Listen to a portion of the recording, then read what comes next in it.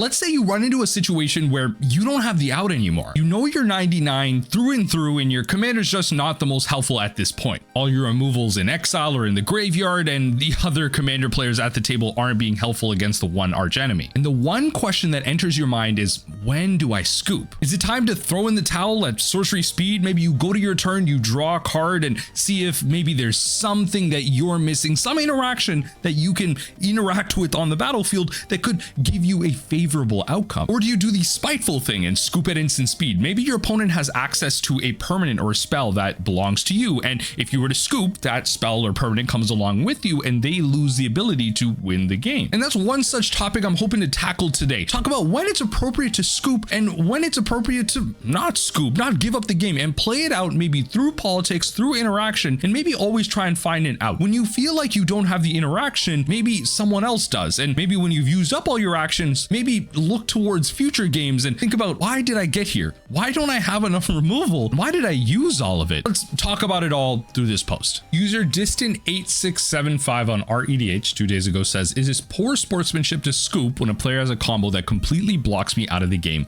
with a combo? Now the context is, other player plays a Maha, it feathers Knight, then a Knight of Souls Betrayal. I ran out of removal and all my guys are to be insta-killed. I go to scoop and say GG, but they say, what are you doing? Can we play it out for our next couple turns? I say sure and proceed to only untap, upkeep, and draw as they swing at me and pull more combos, and in my opinion, waste time we could be spending playing another game. Pretty fair, like surface level assessment here, and honestly could be the ultimate conclusion we come to. This happens often, that when a combo similar to that happens, I go on my phone and only draw while they pop off. Well, okay, this is where we're gonna touch on this. I know I need to say no, but they get incredibly beat up and sometimes very salty when I start shuffling. What do y'all recommend I do? I enjoy playing with them and I don't want to stomp them with my CDH, nor do I want to say you can't play with me with those decks. Now, multifaceted problems. So we have some personalities involved in here as well. Some emotional issues here where people get salty. Maybe, this is their assessment that they are simply just trying to scoop and move on, but maybe they're missing the context of how they're conveying that information or how it's being received. Now, it's very hard for you to take responsibility for how something is being received. You can be as nice as possible and people can still be cruel. That is a perfectly reasonable explanation, but I feel like, especially in North America, the whole the weaponization of therapy speak is definitely a common thread that I think a lot of people are waking up to, so I don't want to go down that line too much here. Let's go to some of the responses before we go to the actual combo itself, because I think breaking down the combo might actually give us some insights here. I know my deck, I have no outs, is a pretty reasonable thing to say. Now, the reason why I think there might be a couple more layers to saying something like this. We'll touch on this. There's a reply down below.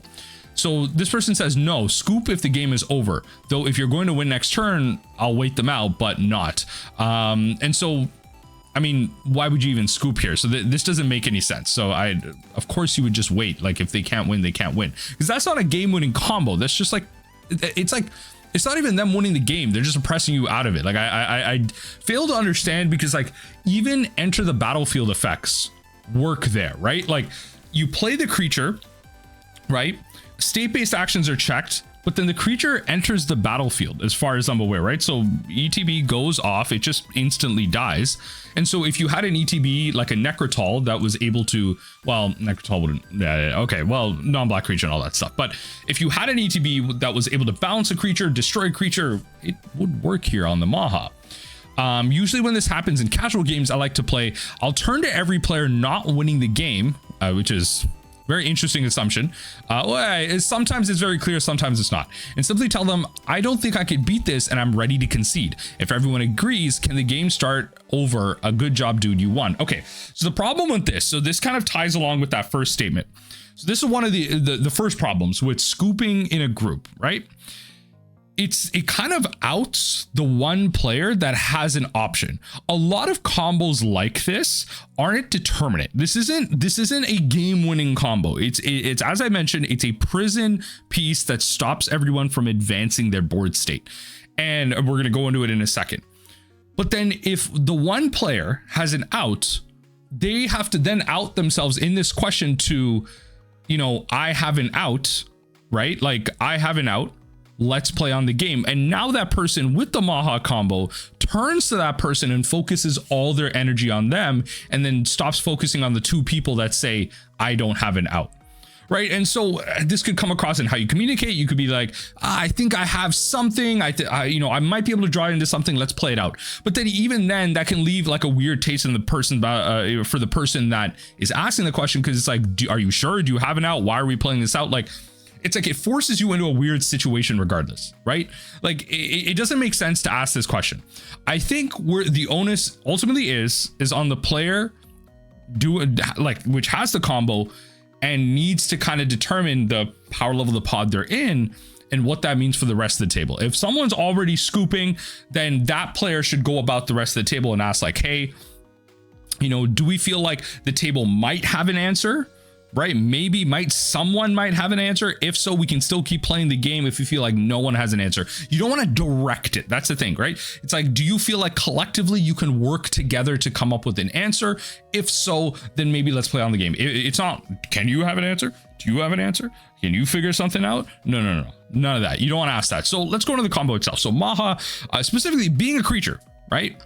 Flying, trample, ward, discard a card. Okay, the ward is discard a card. It's considering most ward abilities, this isn't that bad. Sure, if you're hellbent, okay, fine, you don't have much, but come on, there's two other people at the table. Not all of y'all are hellbent. Okay, if all of y'all are hellbent and they got Maha, Eat That Feathers out with Night of Souls Betrayal, everyone should be conceding the game. Okay, we don't have that context. I'm making an assumption that people got cards in their hand. Okay. Creatures your opponents control, not even their own, have base toughness 1. Okay, you have a base toughness of 1, so you can put counters on things. That's a thing. But of course, if your deck isn't built to do that, that's fair. I'm just talking about in future situations where you might play up against this strategy. Maybe Maha is the commander, then you have to think about this, because obviously then they're going to be playing cards like Karavik alongside the Knight of Souls Betrayal. So all creatures get -1/-1. So noting that this brings their Maha down to a 5/4, right? So that's a little bit easier to deal with. It's not exactly bolt range or shock range, but it's 2 shocks. Lord knows if you're throwing red removal at this, then you're at a big disadvantage. But all in all, this makes it so all creatures that enter generally will just be kind of destroyed immediately. This gets around indestructible effects because this plays with the modifier of the creature that you have. So a lot of people have this misconception, especially at casual tables, this will just generally be destroying everything. So that's one thing that you're going to have to keep track of. And when it comes to the -1/-1 effects, there's very few combos for them, but this is very a common way to build Maha, especially if it is the commander. Now, I don't believe OP mentioned if this was specific their commander or just they got this combo off. Plays a Maha. Okay, so they just played it, then a Night of Souls Betrayal. So potentially there's some more colors involved here, but they're playing black. So maybe there's, they're talking about getting more combos out. So maybe there's some tutors and there's like a compounding effect to gaining this advantage and creating that gap. Okay, fair enough. My problem is that this combo is a perfect example of effects that really destroy casual tables. Because what do you mean I ran out of removal? What does that mean? How, what if you had to remove before, right? Was this bad threat assessment? Were you destroying things? I might be gaslighting the player here. I completely admit, I might just be completely throwing the fault onto the player, but it's an honest question, right? Because I'm always about better deck building, right? Like give yourself more options. And I'm bad at this too.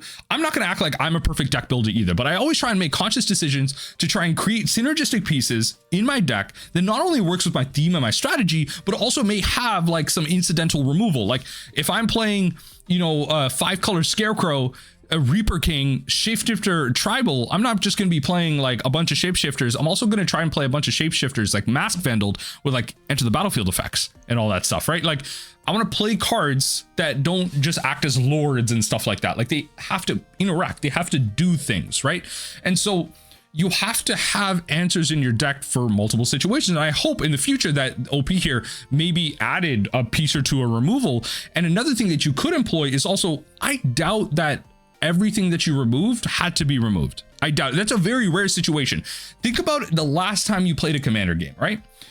if a certain card actually like resolved and stayed out, would it have been that bad? And even if it was bad, wouldn't it have been better for you to just employ the whole turn order rule and let your opponents deal with it?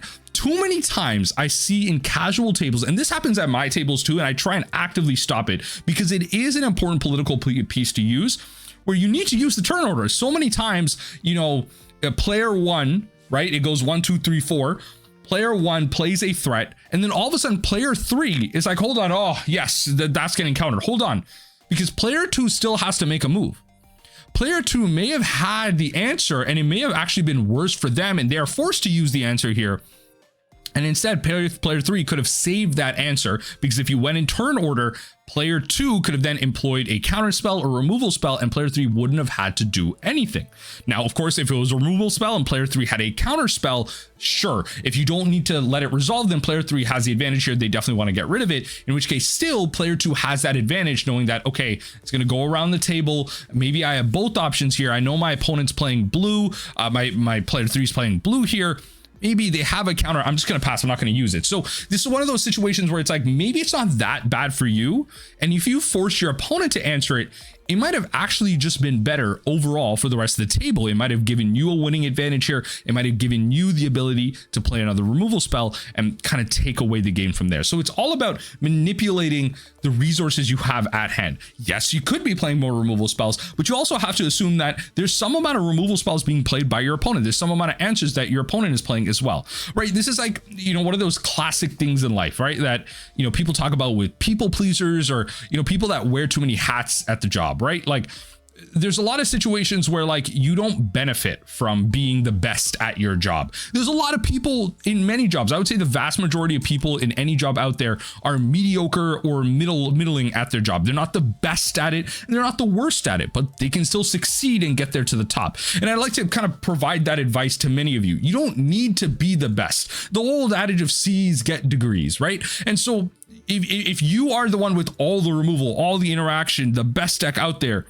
it may not be best for you to be that. It may be best for you to just be middle of the road and be like, you know what? I just don't have it here, and create that pattern of sometimes you have it, sometimes you don't. And then your other opponents are thinking and adapting, especially if this is a group that you play with often. There is that conversation about like an arms race when it comes to certain play groups where, you know, one player decides to level up their deck a little bit. They finally discover Storm and how to enable it in their commander play group. And so other players will start playing Flusterstorm or effects that make it so you can only play one non-creature spell a turn and stuff like that. Like, I'm forgetting the name of that white artifact creature. But anyway, once you start having this arms race, you force other people to improve and adapt, which can ultimately improve your games, because then that means they are adapting to maybe that player, but they're not necessarily adapting to you. So you can create an artificial selection in many ways. So these are the things that you have to think about when it comes to stopping a combo.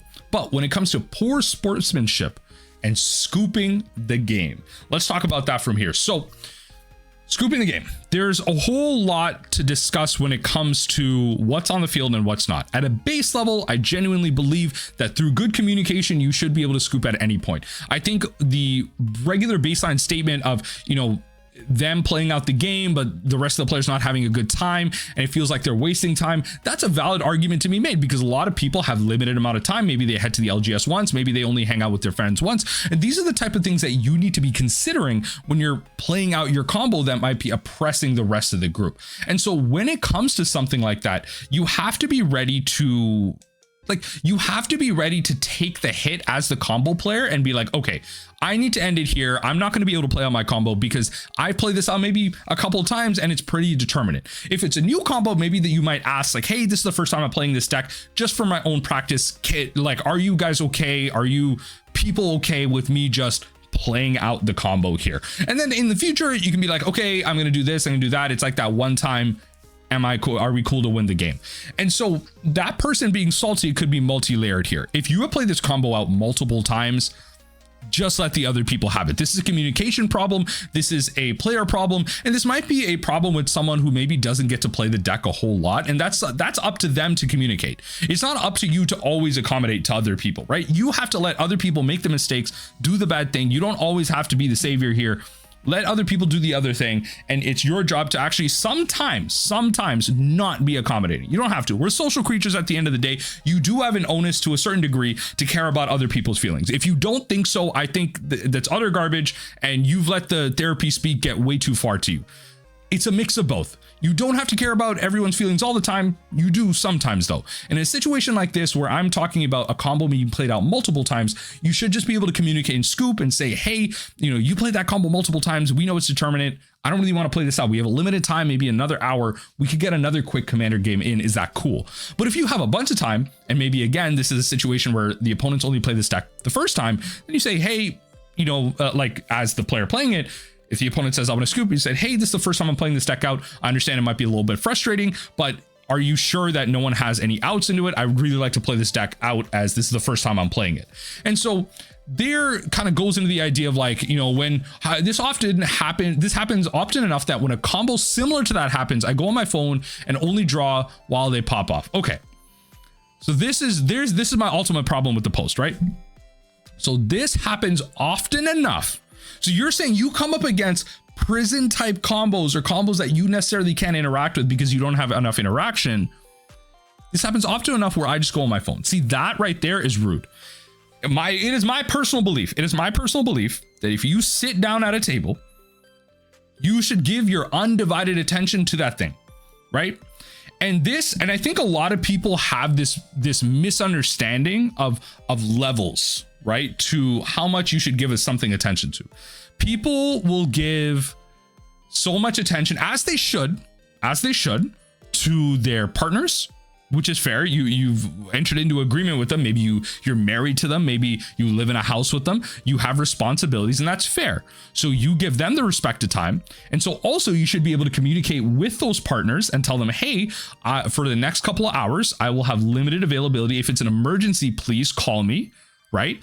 Otherwise, I'm going to be playing this game, and I'm going to be participating in my hobbies. And so I need to focus on this game. Again, if it's an emergency, shoot me a message. I'll check it periodically. So you don't need to be on your phone, right? That I would blame the person being on the phone. You should be able to openly communicate with the people around you. Again, unless it's an emergency, that you're going to have limited availability, just like you do with many other things in your life, just like with your job, just like with your parents, just like with other things you care about. You don't need to be on your phone. You don't need to check about Elon Musk's latest tweet about Doge. And now it's a department, actually. Lord knows what's happening with the right and Twitter at this point. Like, Lord knows what's happening with those losers. But when it comes to having that open level of communication, a certain amount of onus is on you. You don't need to be on your phone.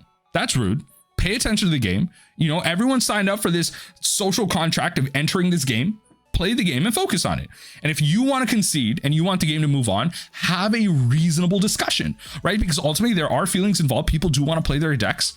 Have that open communication with someone else as to why their deck might be oppressive, and just openly list out like, hey, I don't have many options to it.